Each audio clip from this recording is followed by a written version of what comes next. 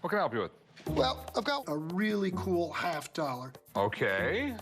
It is a 1906, 50 cents, improperly cleaned, John W. Gill. And what is that supposed to be? He was one of the victims of the Titanic. Whoa. This coin is an incredible link to history, one of the most famous maritime disasters. It has an unbroken chain of pedigree all the way back to 1912. I paid $75,000 for the coin about a year ago, but I'd really like to reappropriate the funds and buy some more toys for some of my collections. And how much you looking to get out of it? About $125,000.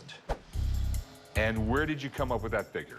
Okay, a $1 bill that came off of one of the survivors of the Titanic sold for $125,000. Now, the story of the Titanic isn't the survivors, it's the victims. So kind of figure this has to be worth the same kind of money. It's got $1 million story behind it. I'm a little bit intrigued. Let me call a coin buddy of mine. Let me have him take a look at it. Absolutely.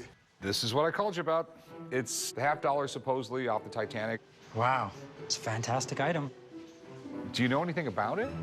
Well, John Gill was one of the unfortunate victims. He was 24 years old, second-class passenger, left his new bride to start a new life, and there are very detailed records that I was able to access that describe the kinds of things that were found on Mr. Gill's corpse. There's a gold watch, there's a gold ring with his initials on it, but there were coins in there, and this is one of them.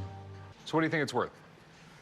Well, apparently this coin had sold in 2011 for about $3,850, and then again in 2014 for about $21,000. A coin like this really has to reach the ultimate audience, where you could justify charging much more than that. So 21,000. Right in that ballpark. I mean, if it sold like a year ago for 21, there's no way of justifying 125. I just don't see it happening. It's something I'd pay like 10 grand for, because it's something where the price waxes and wanes. Just depends on how cool the Titanic is at that time. You know, so, I mean, is there a realistic price you'd be willing to take for it?